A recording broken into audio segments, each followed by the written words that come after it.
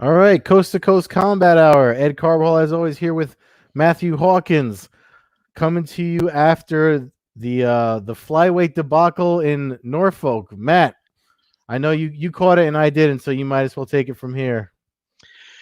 Yeah, good to be back again this weekend.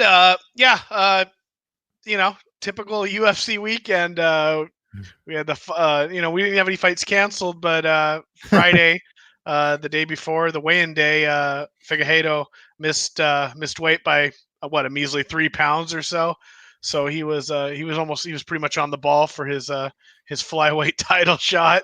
Um, I mean, division seems kind of cursed. It started off with a draw in a fight with Mighty Mouse and McCall. Had to have a rematch there. Judges in that first fight reading the cards wrong or adding it up wrong, and the fight went down. Only a title fight for Benavidez, but Figueiredo picked up the devastating KO in the second round. So we're back to a vacant title. Yeah, Uh, I honestly don't know how to feel about that because I'm pretty sure we both had Benavidez winning that. As probably did a lot of folks.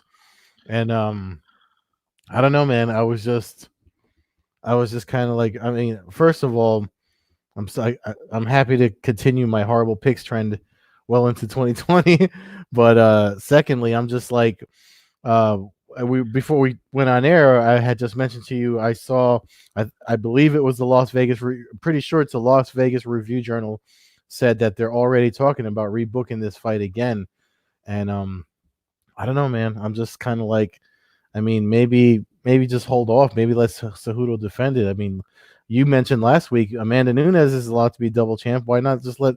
I mean, he let the king of cringe keep on being cringy.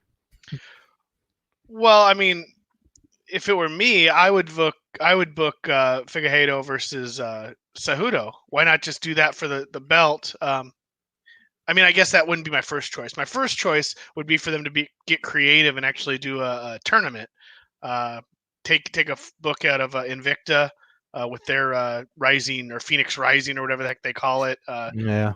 And do that to crown something. Do be kind of creative with it. I mean, that would probably backfire, like everything seems to. But I don't know. I Oh, we're guess we're they could gonna do a break the UFC's rematch. balls tonight. That's for sure. I mean, we both picked Benavidez. I picked him Yeah. probably because a lot of my theory of what was wrong, but Benavidez has basically been the consensus number two flyweight, number two, three flyweight, behind Mighty Mouse and maybe Cejudo Yeah. for a long, long time. So until he kind of got taken off that mantle, it was hard for me to pick against him. Yeah. At this point, after seeing that first fight, I don't see how he wins that fight. I think he may be on the downside, or Figueiredo is just the new. He's a killer. He moves to 18-1 at that weight, or at that near that weight, and I don't know. I'd like to see him get creative. They're still signing flyweights, so the speculation about the division kind of dissolving seems to not necessarily be there. I saw that they signed I think it was an M1 champion or a ACB champion or something Mhm. over the last couple days. So they're adding names and fighters at that weight class. So found that weird. I don't know. I don't know exactly where it goes. The one thing that crossed my mind, and it didn't happen, that when they that event was being held where they have the option of a replay in a fight ending sequence. Mhm. uh, 10 seconds before the knockout or so, they clashed heads and it put a giant gash on Benavidez' head. And it was an obvious headbutt. It wasn't intentional. If anything, it was probably Benavidez that caused the headbutt. But I thought that was interesting, that wasn't something maybe that was looked at, um, because it clearly seemed to alter Benavidez' state of mind. One, he was pawing at it. Two, like I said, he had a giant gash on his head, blood coming out like crazy, Mhm. just spurting out of his head. And it seemed to, I mean, the odds are it concussed him. So I don't know how you would play that. If it was a low blow, I mean, obviously, if you duck your head in and you kind of cause the headbutt, but if a guy goes to throw a kick at me and I kind of leap back and he ends up catching me in the midsection, is that's still a low blow. Um, so I don't know if you get what I'm coming from, but it just seems that might be something you'd look at and go, hey, well, there was there was a unintentional illegal strike that kind of led to the sequence that ended the fight. So I don't know, just something I was brainstorming, thinking about when they mentioned the Was replay stuff. was it the same ref that did that odd Mergliotta, stop? Oh, it was Migliata's. Because there was that one ref that did the odd stoppage with the guy that was kind of like the fight was. Kevin McDonald had a bad night. Yeah, Normally a fairly good referee. I don't really have yeah. any problems with him, but he had two. What was it? He did back to back. The Megan Anderson fight. She knocked. She dropped Dumont with a straight right, put her down, but she wasn't really out. And he was running in to stop it as she was going down. So found that kind of odd. Thought it was a quick stoppage, and then right up against the next fight was Kutalaba against Ankalev, and I mean it just was a Kutalaba came across the cage during the announcements while Buffer's yelling his name, and Yeah, I ended up saw in a that. shoving match. That was weird. I mean, I don't want to see fights canceled but one, the fact that there was no security or anybody to kind of get and stop that, and or other states probably would have stopped that bout right there and said disqualified him. I mean, you're getting into sticky situation. I mean, obviously it was a fight where we expected a lot of violence, and that's what we were getting, for the 35 seconds or so that it lasted. But yeah, for McDonald to run in and stop the fight with Kuntalaba on his feet, throwing back, he seemed to be wobbled. Yeah. He's saying he was playing that. I don't go for that. I think he was kicked in the head. I think he was a little bit dazed, kind of doing a little bit of a chicken dance in a sense, but a terrible stoppage. And I I don't know. It's just it just keeps adding to the list of stuff. I mean, I hate to be negative about a sport or entertainment package that we love to watch, but it just seems like every damn week there's something crazy going down, whether it's judges or refereeing or weight cuts. So I don't know. It's frustrating as a fight fan, obviously, but when at least when the main event was wrapped up, we got a pretty brutal knockout and got to, there's no definition to the division, but I think right now we can kind of say who we believe is the number one fighter in that weight class.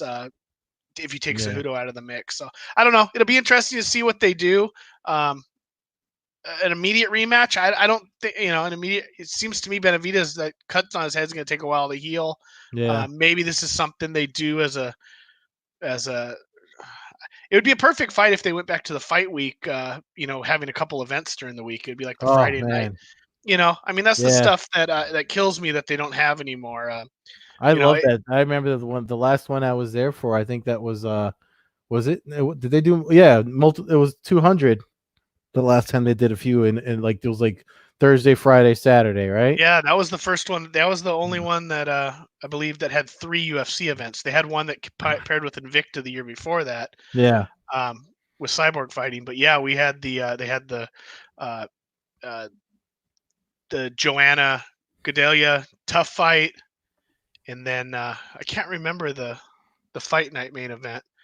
But It was but when Eddie Alvarez won the oh yeah, there lightweight you go, title. there you go. It was Eddie Alvarez and Dos Anjos. So it was 3 nights in a row of title fights, Yeah. um, which yeah, I think that was the pinnacle of the fight week event scene. So I don't know. That would be something like that. It looks like Fight Week is going to be this year. It hasn't been officially announced, but I've got some decent confirmation that it's going to be July 7th to July 12th with the UFC. I believe it's 252 on July 11th. Um, I'm taking my good faith from my informant, and Yeah. I've already booked rooms, so that seems to be the case. And then it looks like It's usually that first Saturday after the fourth. yeah, no, I mean, and that's kind of what everybody I think figured. Um, it's just always a little. I've always been a little gun shy since the UFC moved that one event out of Vegas, even though it came to LA to me. It's always a little nerve wracking. I Oh yeah, but still, yeah. when you start booking stuff and everything nowadays, it's not as stress free as it once was when you booked something and you were 100% sure Hey, everything was you're going to talking go to down. the guy that found out John Jones popped hot the Wednesday of that came from the East Coast to your neck of the woods.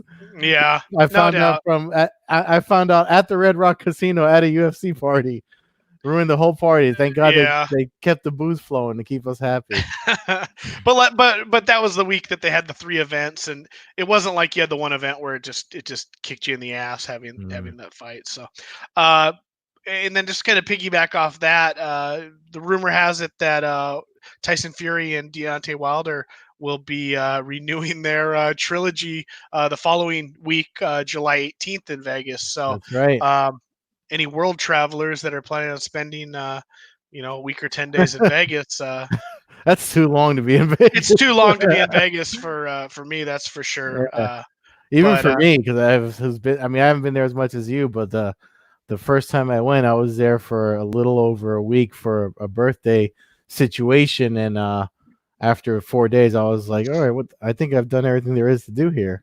yeah, no, you run So. out of things to do quickly, and we're old, so that takes a toll on it. Yeah, But yeah, so we're no real definition of the division other than Figueiredo kind of being the king there as far as who's the target, and we'll see what happens. A couple other big wins. Felicia Spencer picked up a win. Only real relevant. Her and Megan Anderson both picked up yeah, wins. That's relevant because Amanda Nunes stated earlier last week that she was looking to defend her featherweight title at UFC 250, I believe it is, on May 9th. So there's not a lot of contenders. There's not a lot of fighters in that division. Basically, all 5 of them or 4 of them fought, and and those were the 2 winners. It'll be interesting to see what they do. Spencer has the last loss of the 2, but also uh, Megan Anderson's last loss was to Spencer. So it'll be kind of weird how they do it. I think Anderson's probably the fight to make, probably a little bit more exciting. I think we might see, WrestleMania Nunes again, as far as trying to get on top of her opponent on the ground, kind of the Durandamy style. If that's the case, yeah, Spencer would be the total opposite. She would stand with Spencer and avoid the ground at all costs, I would think. So, interesting to see how that goes down. But yeah. entertaining card. Not a boring fight night. So that's always Right. good. Usually, those under the radar ones are wind up. I find in history has shown those cards that people aren't too hot about. Once they go down, there's a lot that happens that keeps folks talking. Yeah, So like I said, you had the controversy, you had the bad refereeing, you had a little bit of everything, some mismatches. So it was entertaining, but that was kind of just the appetizer for this weekend's big time pay per view. Back to the big money events for UFC 248 this Saturday night in Las Vegas, Nevada. Main event: Israel Adesanya defends the middleweight title versus Yoel Romero. Um, Great fight. Only slight controversy out of it is the fact that Romero is on a losing streak. Um, but really, in a second title fight with Weili Zhang against Joanna Jędrzejczyk, yeah, uh, and then 3 other solid main card fights. So let's start at the so bottom of that main card and work our way up and see what we think here. all Uh, right. So full. We got to do our disclaimer because obviously the last time we did this, we found some errors in the UFC's record keeping. So Matt, I think we'll have the corrections as we do our predictions here. Yeah, so right off the bat, the UFC got one main card fighter's record right. So you know, 1 out of 10, I guess, ain't bad. Uh, and about 3/4 of their prelims are off too. So I'm not sure who's doing the record keeping. We mentioned this before, but it's pretty pathetic that we're seeing this go down. Uh, so the main card opens up with Alex Cowboy Oliveira versus Max Griffin. Uh, Oliveira in reality 28-1, Griffin 15-7. UFC doesn't want to give them a credit for a couple of those wins, but I don't want to give Griffin a loss. Don't want to give Cowboy a win, but Yeah. they don't want to give Cowboy a win or a loss. They're only 2 fights off on him. So, Yeah, uh, this is from enter- UFC.com. entertaining fight. Not a pay per view fight, in my opinion.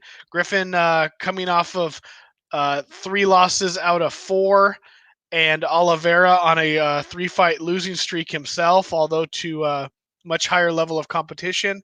Oliveira is the violent Brazilian. Just because I'm a bigger fan of his, I'll go with Oliveira. I think he wins by TKO stoppage in the 3rd round, just with a little more violence, and I don't think he's dealing with the Mike Perrys and the Gunnar Nelsons of the world in this fight.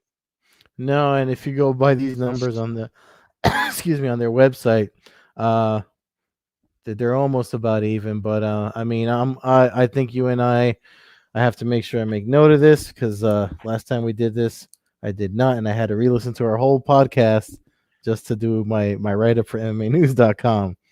So, but I'm with you. I'm picking Cowboy on this one as well, just because I feel like he might be a little more seasoned than Griffin, and yeah, I think he's got what it takes to We might at be, least. it might be a sense of a loser leaves town match here. I know Oliveira's got a bit of a following, but a 4-fight losing streak is not something many people not named BJ Penn survive in the UFC. Yeah, and where they're coming on at the end of their first quarter, they got to start making contender series space for new guys. So you know you got to think about the business side of things too. So Yeah, that does happen.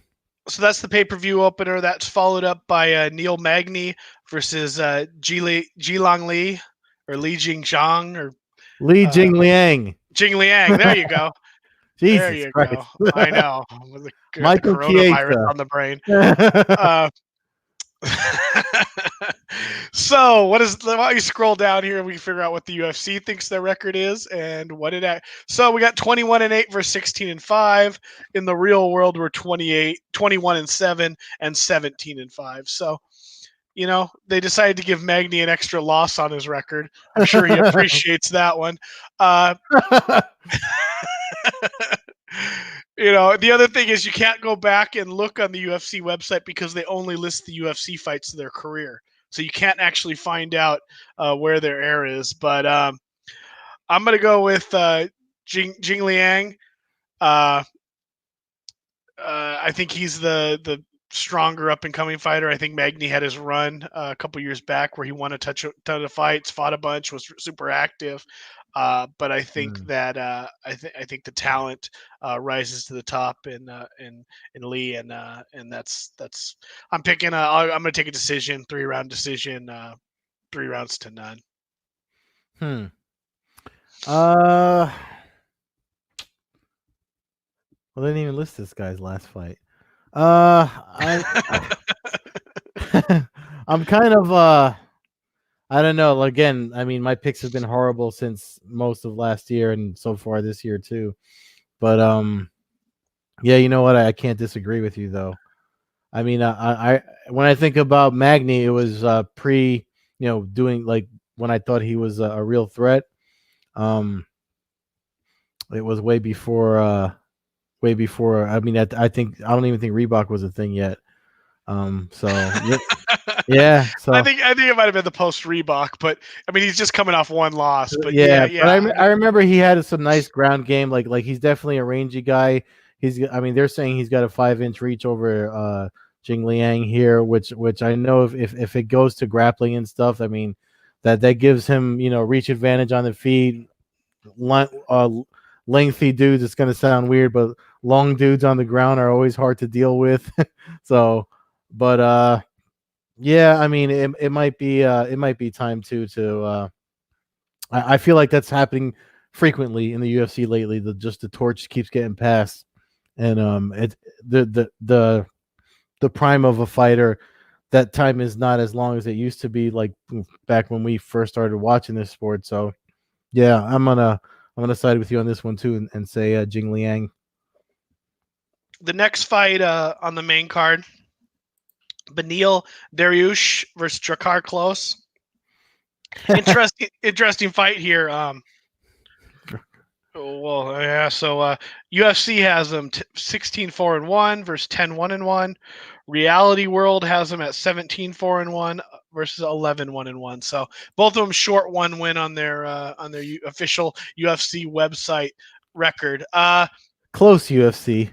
Close, close. At least it's even the discrepancy between these two. Um, and but the we're joking about this fight, but two guys coming off 3-fight win streaks. Mhm. So a fight we're actually getting into one now where there's some momentum being built by the winner of this fight, and somebody kind of starting to threaten with a serious contender fight. Um, I'm gonna go with close or Mm. Klaus by decision. I think it's gonna be a good fight. It's almost a toss up for me. Um, Looking at the stats, it's actually pretty even too as you're scrolling through it. But Yeah. I'm just gonna go with the younger guy who just I feel it's kind of similar to the previous fight, and I'm just gonna go with the younger guy, 11-1, 1-1, coming to the fight. And I'll take Klaus by decision, but I think this could be, I don't. The next two fights, title fights, are great fights, so they might not be fight of the night, but I think this is going to be a super competitive fight. I agree with you, and I mean, if anybody watches me when I live tweet when Drakkar close fights, I love when he fights just because of all the silly the silly puns I make because of his last name. Oh, look at yes, UFC website, such a joke. Yes, that's your boy Paul Sabadakadakadaka. Debaka. But yeah, no, he's right about that, man. I mean, it is, but I mean, as far as uh, so when I was talking about Drakkar Close as live tweeting, I've seen enough of his fights, and this 60% win rate that they're saying he has by decision makes me kind of side with that because I've seen him win. I mean, I feel like he could outperform Dariush. Um, I don't see him getting caught in anything as far as the stand up or the ground goes. I mean, they have him. They have him. They're nearly. He doesn't really go for submissions. So yeah, I'm with you. Drakkar Close. Co-main event of the evening, women's strawweight world title fight. Weili Zhang defends the belt coming off the devastating knockout of Jessica Andrade against Joanna Jędrzejczyk, coming off of her win over Michelle Waterson. Um, it'd be optimistic to think that they got their champions record right. So she is 20-1. I believe the UFC, if you scroll down, will show that she has credited with 19 wins. Meanwhile, they decided that Joanna didn't deserve her 16th win either, so they have her at 15-3. That's because of those comments you made. You're gonna lose a win too because you made the coronavirus joke. So 19-1. Yeah. So why don't you make the pick on this one? I'll follow your lead here, Ed. Well, you know what? This is. I mean this one is. I had to look at this earlier today because I wrote the 5 fights to watch piece over at MMAnews.com, and the thing that this is one of the fights that obviously outside of it just being the co-main event and a title fight is I mean I know Joanna's coming off of the win of what's her face Real quick, Paul busting your balls. what's he say? Ed, your body's good. Not as good as well. You're gonna have to let me know how to say it, Paul. Yeah, but well, you said his name right. But I mean, I'm about as good as saying names as Matt is with Michael Chiesa. But yeah. So the thing about this fight is like Zhang beat Andrade, but I mean, in all honesty, Andrade wasn't very impressive to me. I mean, I know she got the title from Rose Namajunas. Not Paul got me messing up everybody's name. But you know what I mean? Like she won that fight, but it was just because Namajunas was killing her until she made that mistake of trying to grapple and hold on when she got lifted in the air and dropped on her head. Otherwise, she was winning that fight. So I'm not sure how. I mean, I know it was a quick first round knockout, and everyone's really impressed with Zhang and everything she's done up until this point, and especially that win because everybody always remembers the last win. But I don't know the win over Waterson that Joanna got. I'm not even going to try to say her last name. um, I find her to be more cerebral in her preparation, and the longer the fight goes, I think she becomes more dangerous. So I don't know, man. I think I'm gonna go with Joanna on this one. Might be surprising, but I think we're 4 for 4 on our picks right now. I'd like to see Whaley win this fight because I think it starts to create a bit of a star in this weight class. But I kind of lean in your direction here. Uh, she picked up the quick knockout over Andrade in her last fight. Joanna also has a victory over her, not Mm-hmm. a knockout, but a dominant decision victory.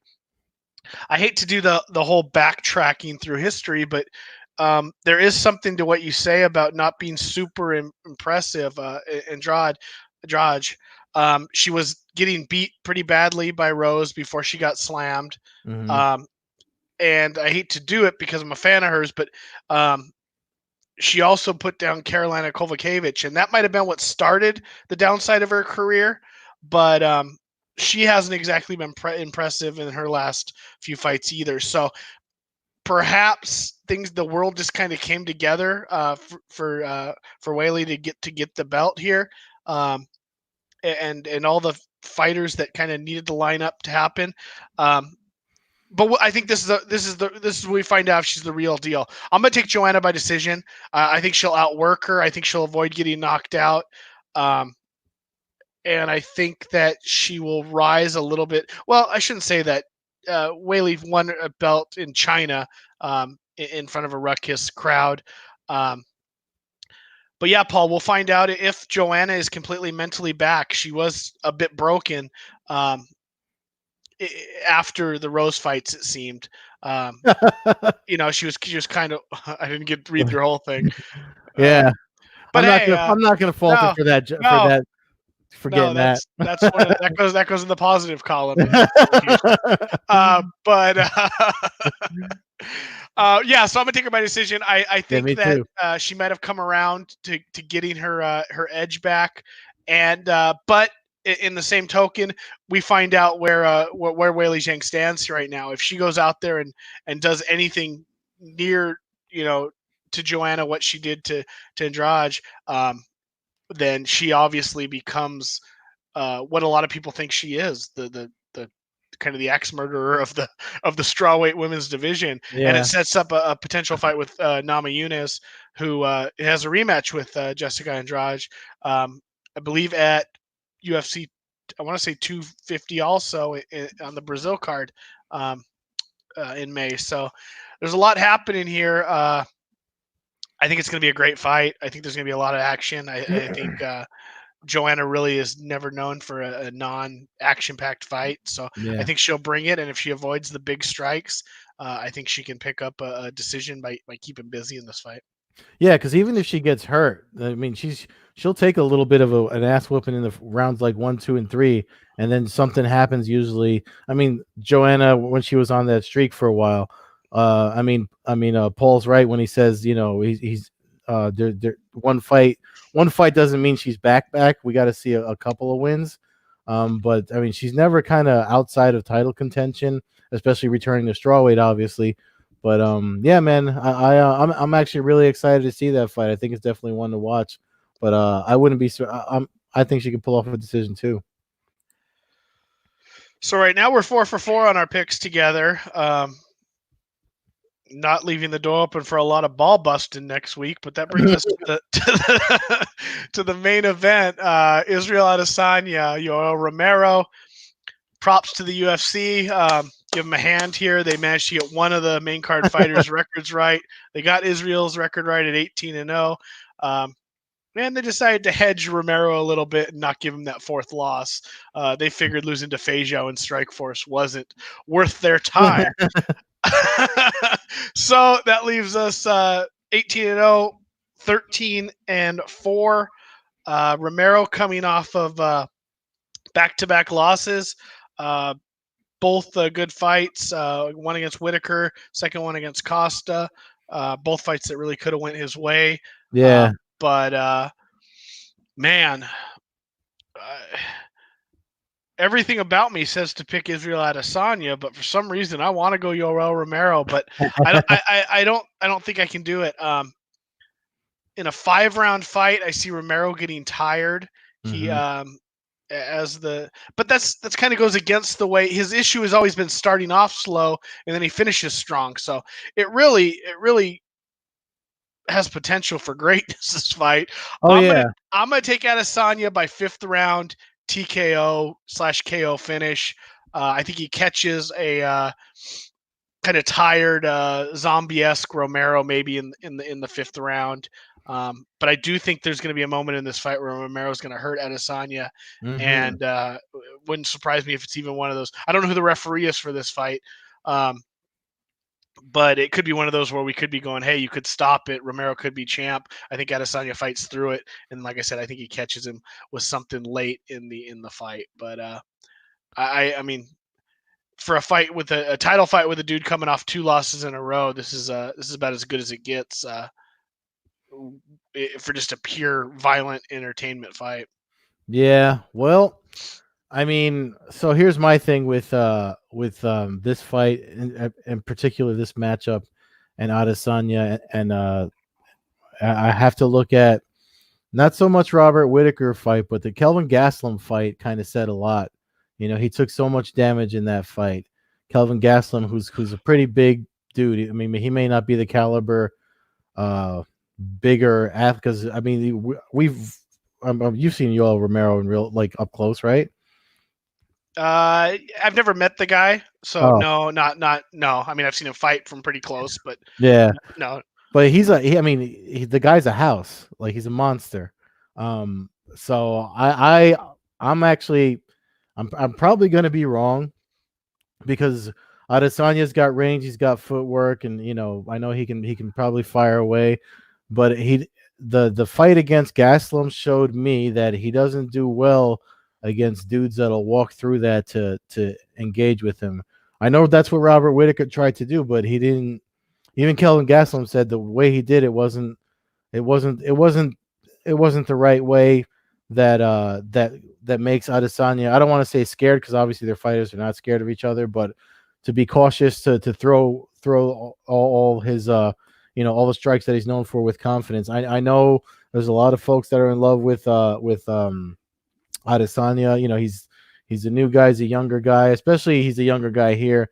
And most folks, you know, the smart pick is with the younger guy. I'm probably going to be wrong, but I would not be surprised if Romero. I mean, I'm with you as far as Romero gassing if it goes all 5 rounds and moving, slowly or taking more damage in the later rounds. But I think he stands a really good chance of hurting Adesanya in the first 3 rounds. Plus, he's just like I said, he's for his age, he's super athletic, and I know he's shorter and everything, but if you saw that face off where he did the flip on the stage or whatever, Adesanya seemed a little. I don't want to say shook, but he was. It kind of looked like Adesanya was second guessing himself when he was like, "Wait a second, what did I get myself into?" You Yeah, well, know. the guy's a freak. I think that's the stat right there. Go back down to the takedowns percentage. One more scroll down. For Grappling. grappling. Yeah. I think if that 1.98 is about 5.5, I think Hmm. Romero can be the champion. I think he's got to go back to his Olympic wrestling. I think he's got to pressure Adesanya on the ground. He can hurt him on the feet, but I think he opens himself up to take shots as well. And I don't. I think Adesanya will be too technical on the feet and Yeah. be able to move and stick and move and kind of pick him apart. Uh, Yeah. I mean, Adesanya is a world-class kickboxing champion. He obviously has improved his ground game. We've seen some hints of it, but a couple of the fights or one of the fights that all of a sudden I can't think of who it was against. He had trouble, or not so much trouble, but God, who did he? Can you click on him? I think I think Click on his picture. It's he fought the big white dude. It's slipping my mind, but it was a guy who took him down and They scroll on just down. take you down to. Yeah, you can get down here and we can see how the record's wrong. Um, but I keep going, keep going. It's gonna be about 2 more fights down. Yeah, so I just think that that's the not Tavares, the one right before that. There it is, Vettori? Vittori. Um, he won a decision in that fight, but Vittori controlled a lot of it on the ground. Mhm. Um, so I think that that's the I think that that's the way that you try to beat him up on the ground, and then maybe you catch him on the feet. But so this is the only fight we really disagree on, and we really don't disagree much. I think we kind of see the fight going the same way. It's just a matter of kind of how it stops. Yeah, Um, and I think there's another factor that I just saw Paul put in the chat, um, that this is Romero's last chance to get a title fight. I mean, he keeps on getting right there and falling short. So, obviously we got to worry about weigh-ins and all that stuff. If he came in on at 193 this week in Vegas, so he's it's we always have to worry about all that stuff. But either way, if the fight happens, I mean, I would think that he's going to do his best to make weight and probably give more than his all, because I mean he is older. This is probably the last chance he's going to get at a title. I know he talked about fighting for I forget. He did a lot of media this week, and I saw him saying he plans on fighting for a while more. But you know that his freakish mutant athleticism is only going to last so long before something's going to happen.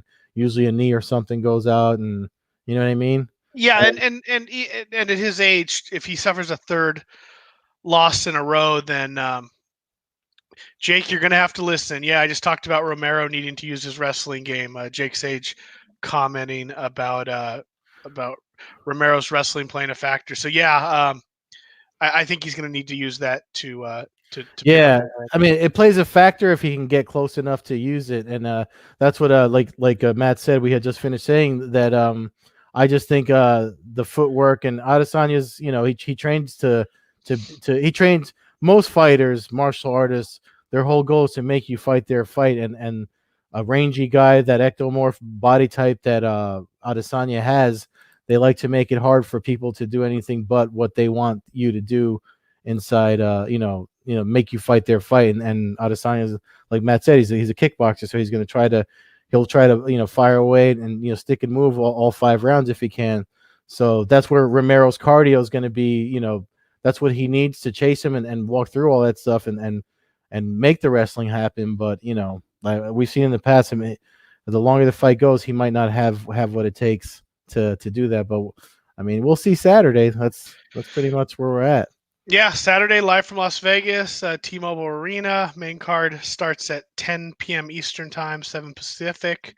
I think that wraps us up for this week. Fans can follow us at Combat Hour on Twitter, Coast-to-Coast Combat Hour on Instagram.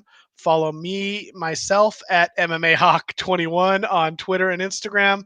Follow Ed at Carbazol on Twitter, Carbeerzol on Instagram. Ed, hopefully we get a bunch of action here. No ESPN BS for you, or ESPN Plus BS for you. So I'm sure you'll find your way to the local watering hole to catch this fight, and I always do. Yeah. and we'll go from there. Next week we get to look forward to a huge Bellator event that you'll be covering. So a lot of action next week for the Coast to Coast Combat Hour. All right, folks. Thanks for tuning in. See you next week.